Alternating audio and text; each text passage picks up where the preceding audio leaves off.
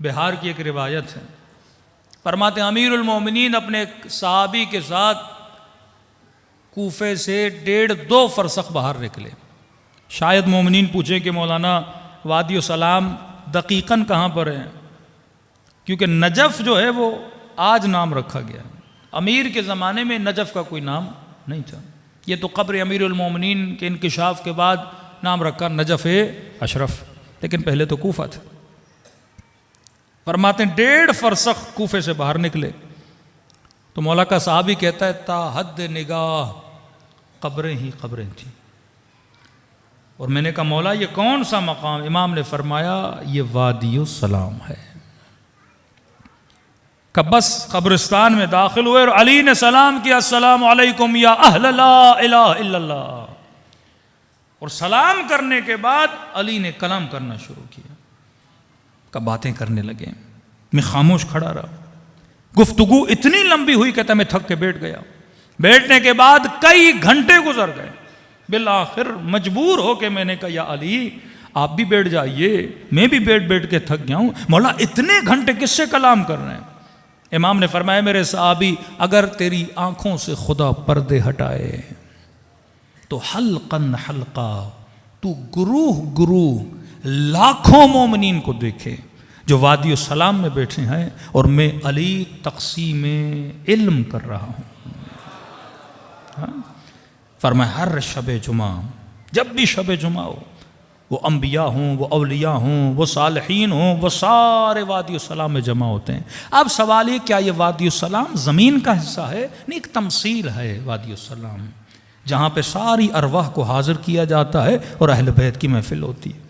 تبھی ہر مومن کی ایک تمنا رہی ہے کہ میری قبر کہاں ہو؟ وادی السلام میں ہو۔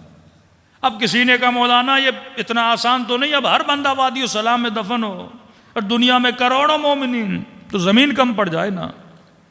تو کسی نے میرے چھٹے امام سے کہا کہ مولا میرا بھائی بغداد میں ہے اور پتہ چلا ہے کہ بیمار ہے، حکیموں نے جواب دیا ہے مولا مجھے خوف ہے کہیں بغداد میں مر گیا تو میں اسے وادی السلام میں دفن نہیں کر پاؤں گا۔ امام نے فرمایا گھبراؤ نہیں، ہمارا چاہنے والا دنیا کے کسی بھی کونے میں مر جائے، کہیں بھی دفن کر دیا جائے، اللہ حکم دیتا ہے کہ اس کے بدن کو وادی السلام کی طرف بھیجا جائے۔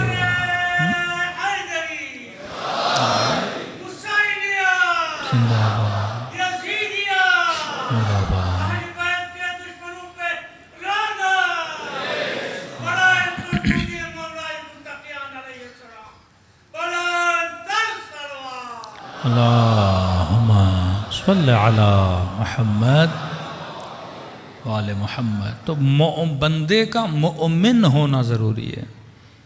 مومن وہ جو یؤمنون بالغیب ویقیمون الصلاۃ، جب تک غیب پر بندے کا ایمان نہ ہو، یہ غیب یہی موت ہے، یہی قیامت ہے، یہی قبر ہے۔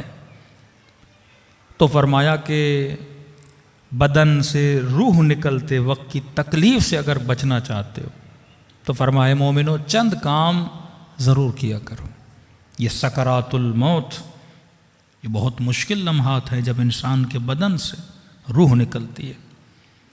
پہلا کام فرمایا جو ہر نماز واجب کے بعد تھوڑا بہت بھی ہو قرآن کی تلاوت کرے، وہ سکرات موت سے بچ جاتا ہے، وہ ہول الموت سے بچ جاتا ہے، وہ خوف موت سے بچ جاتا ہے۔ 4 آیتیں، 5 آیتیں، 10 آیتیں، جتنا ہو سکے۔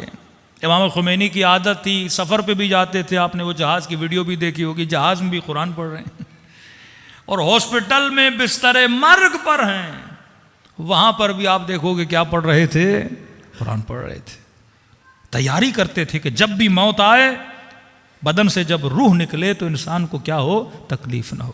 تکلیف ہوتی ہے تعلق کی وجہ سے۔ تعلقات دنیا جتنے مضبوط ہوں، اس تعلق سے جدائی کی اتنی تکلیف ہوتی ہے۔ میں ہمیشہ مجلس میں مثال دیتا ہوں، اگر ہاتھ کی ہتھیلی پہ ٹیپ سولوشن لگائی جائے، کھینچو گے تکلیف نہیں ہوگی، کیونکہ ٹیپ سولوشن کا اور ہاتھ کا اتنا مضبوط تعلق نہیں ہے، جدا ہو جاتی ہے۔ لیکن وہی ٹیپ سولوشن اگر ہتھیلی کے پیچھے لگائی جائے، جب کھینچو گے تو تکلیف ہوگی، کیونکہ بالوں نے ایک مضبوط تعلق بنا دیا ہے اس ٹیپسولیشن کے ساتھ. اور جب بال کھنچتے ہیں تو انسان کو تکلیف ہوتی ہے نا. جب تعلق اتنا مضبوط ہو جائے دنیا سے، مال دنیا سے، دنیا کے گھر سے، اولاد سے، اب تعلق اتنا ہے کہ جب جدائی کی بات آتی ہے تو انسان کو تکلیف ہوتی ہے، وہ دنیا سے جانا نہیں چاہتا.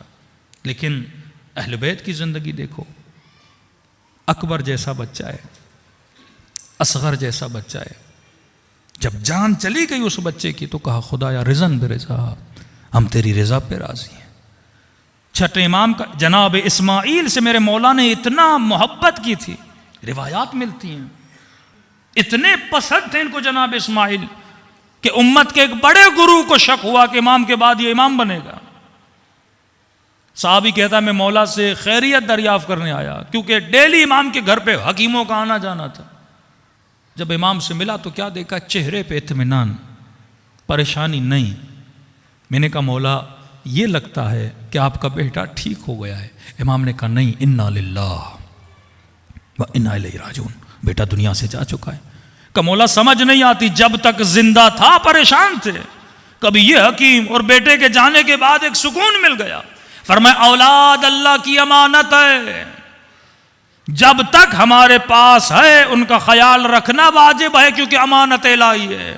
بیٹا بیمار تھا، میں نے تکو دو کی کہ بچ جائے، لیکن جب اس نے اپنی امانت واپس لی، میں کون ہوتا ہوں شور کرنے والا، یہ تو میرا تھا ہی نہیں، اللہ کی امانت تھی. تو جب تک چیز ہاتھ میں ہے خیال کرو. جب دنیا سے چلی گئی اب اس پہ اتنا رونا اور گریہ کرنا انسان کے لیے مناسب نہیں ہے. اب رونا محبت میں آتا ہے، وہ انسان کی فطرت کا تقاضا ہے، لیکن اس رونے سے اچھا ہے اس بیٹے کے لیے انسان قرآن پڑھے نا.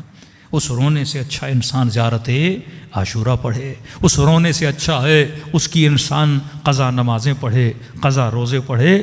تو معصوم کیا فرماتے ہیں کہ جب تک اولادیں ہیں ان کا خیال کرو، لیکن جب اللہ امانت لے لیتا ہے تو یہ تمہاری چیز تھی نہیں، جس نے دی تھی اس نے اپنی طرف پلٹا دی. صلوات پڑھے محمد و آل محمد.